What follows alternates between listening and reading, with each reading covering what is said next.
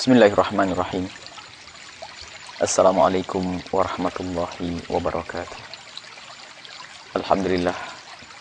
Wassalatu wassalamu ala rasulillah Sayyidina Muhammad ibn Abdillah wa ala alihi wa ashabihi wa mawalah, amma ba'd. Para pemirsa dimanapun Anda berada, yang semoga senantiasa dalam rahmat Allah subhanahu wa ta'ala. Pada pertemuan yang lalu, Imam An-Nawawi membawa ayat-ayat Al-Quran yang menunjukkan bahwa hendaknya kita patuh kepada Rasulullah dalam irama kepatuhan kepada Allah subhanahu wa ta'ala. Dan yang melanggar Rasulullah melanggar Allah. Yang ingin masuk surga Allah harus melalui pintu yang bernama Nabi Muhammad SAW dengan menjadikan beliau uswatun hasanah, suri toladan dalam segala hal, di dalam ibadah khususnya, dan dalam kebiasaan-kebiasaan Nabi hendaknya kita jadikan suri toladan yang sesungguhnya. Ada satu riwayat tentang seorang laki-laki, anna rajulan akala inda Rasulillah sallallahu alaihi wasallam. Ada seorang laki-laki yang makan di depan Rasulullah sallallahu alaihi wasallam, bishimalihi, dengan tangan kirinya. Waqala, Nabi kemudian mengingatkan, kul biyaminik, makanlah engkau dengan tangan kananmu. Faqala la astati. Ia mengatakan, ya Rasulullah, aku nggak bisa. Karena dia mengatakan la astati, Nabi mengatakan la statata. Ya kalau memang kamu nggak bisa beneran tuh. Ma mana'ahu illa al-kibru. Apa yang menjadikan dia melanggar Nabi? Disuruh makan tangan kanan begitu saja kok mengatakan tidak bisa. Apa yang menjadikan dia tidak mau kecuali karena kesombongan di dalam hatinya. Fama rafa'aha ila fi, sehingga ia pun tidak bisa mengangkat tangannya ke mulutnya. Apa yang bisa difahami dari hadis ini? Biarpun urusan sunnah, jangan meremehkan sunnah Nabi SAW.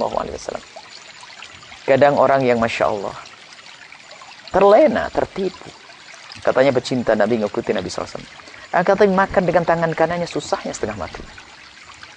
Dan mungkin terlupakan kalau sunnah itu bukan sunnah yang gede-gede saja. Dimulai dari yang ringan. Lihat, makan. Ini adalah kebiasaan setiap hari kita untuk makan. Kita makan setiap hari. Alangkah indahnya jika kita sambungkan cara makan kita dengan Nabi. Kita tidak makan kecuali dengan tangan kanan. Coba alangkah banyak. Mungkin anak-anak kita tidak kita latih makan dengan tangan kanannya untuk sambung dengan Rasulullah SAW. Kebiasaan yang salah, makan dengan tangan kiri. Mana sambung hati dengan Nabi SAW? Mungkin seseorang makan dengan tangan kirinya karena misalnya tangan kanannya sakit atau sebagainya. Mungkin. Akan tapi di saat normal, kenapa tidak mau makan dengan tangan kanannya?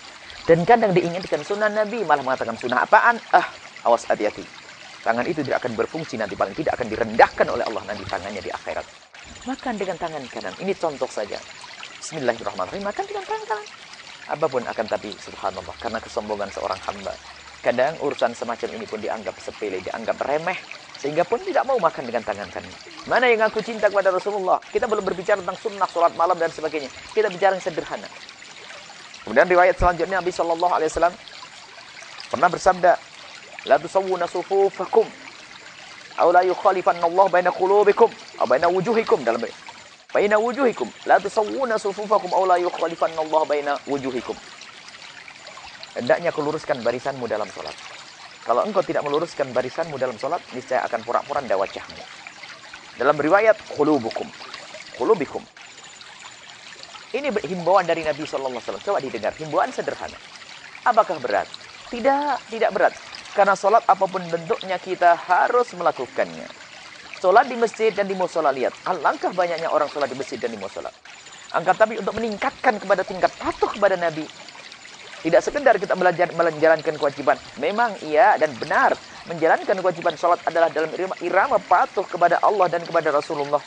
Akan tapi untuk meningkatkan lagi di dalam melakukan sholat, hendaknya kita mengatur barisan yang benar. Merapatkan barisan. Sawwu sufufakum, dalam riwayat lain. Sawwu sufufakum fa inna tasqiyatas saffi min iqamatis shalah. Min tamamis shalat. Nabi mengatakan, luruskan barisan. Meluruskan barisan. Dan merapatkan dalam riwayat. Akan tapi lihat, alangkah banyaknya keteledoran. Dan kadang orang yang akidahnya benar. Untuk tawasulan, iya. Tarawihnya juga Masya Allah, tarawihnya para sahabat Nabi 23. Hadir maulid Nabi, Masya Allah. Luar biasa. Akan tapi kenapa ngatur barisan saja tidak bisa? Coba lihat di musola-musola kita. Ngatur barisan, lihat jaraknya sangat jauh. Jangan dianggap sepele. Kadang-kadang kalau diingatkan malah bilang, oh tempatnya masih luas saja, kenapa harus mepet-mepet? Ya, hawa nafsu yang dituruti bukan Nabi. Nabi yang menyuruh rapatkan barisanmu. Lihat, bahkan sampai dalam riwayat, antara kaki dengan kaki diupayakan untuk menempel. Kalaupun tidak harus nempel, rapat. Jangan longgar, Masya Allah. Dan lurus. Dan Nabi SAW pernah mengatur barisan sambil dipukul itu orang. Mengatur barisan. Kalau tidak lurus, didorong dengan tongkat Nabi SAW. Lihat, ini satu sunnah yang ringan. Yang kita sudah bisa melakukannya. Yang kita sangat mudah untuk melakukannya. Akan tapi, banyak orang yang katanya pecinta Nabi, perindu Nabi, tapi sholatnya berantakan. Sholat, lihat, sholat Jumat. Kita sering sholat Jumat keliling dari sana sini. Subhanallah. Kadang Masya Allah jaraknya. Kalau dimasuki satu orang, bayi masuk pun masih bisa. Atau orang masuk kadang masih bisa. Longgar, longgar, longgar. Kalau ditarik sedikit saja, alasannya apa? Masih longgar, kenapa harus mepet-mepet? Bahkan sampai kita dihimbau untuk mengatur barisan dalam keadaan kita sholat. Kalau ada orang barisannya salah, tarik dalam sholat. Nabi pernah menarik orang sholat yang salah. Nabi pernah menarik. Ya jurru taubah. Menarik. Sampai ceritanya, mestinya kalau bermakmum dengan dua orang, itu makmumnya itu ada di kanannya. Di kanannya ada satu barisan dengan imam, hanya menonjol sedikit imamnya. Rupanya satu orang ini melakukan sholat, tiba-tiba di kiri Nabi SAW. Apa yang dilakukan Nabi? Nabi tarik orang tersebut. Ditarik dan digeser ke sini. Jadi kita melakukan satu tindakan untuk merapatkan barisan itu boleh dalam keadaan kita sholat. Artinya apa? Begitu pentingnya meluruskan barisan. Sunnah, akan tapi sunnah yang sering ditinggalkan. Sangat disayangkan. Anda yang rindu maulid Nabi SAW. Rindu zikir, wirid. Cinta Nabi SAW. Ayo lakukan. Atur barisan di masjid-masjid kita. Sebelum sholat. Imam hendaknya menghimbau. Sawu sufufakum. Dan paling enak yang mengatur adalah imam. Kalau kita sebagai makmum mengatur mungkin ribut di bawah. Tapi kalau imam, tolong rapat, maju, rapatkan, maju, rapatkan, maju. Sampai dikatakan oleh para ulama, kalau seandainya seseorang melakukan iqomah, kok tidak langsung adzan dalam tempo yang lama, iqomahnya batal dan sunnah untuk diulang lagi. Tapi kalau iqomah setelah didirikan sholat, kemudian tertunda sholatnya karena mengatur barisan, maka tidak perlu diulang. Karena apa? Mengatur barisan seperti sudah masuk dalam sholat. Pentingnya mengatur barisan. Dan ini contoh saja sunnah yang ringan. Mari kita amalkan. Wallahu a'lam bishawab. Assalamualaikum warahmatullahi wabarakatuh.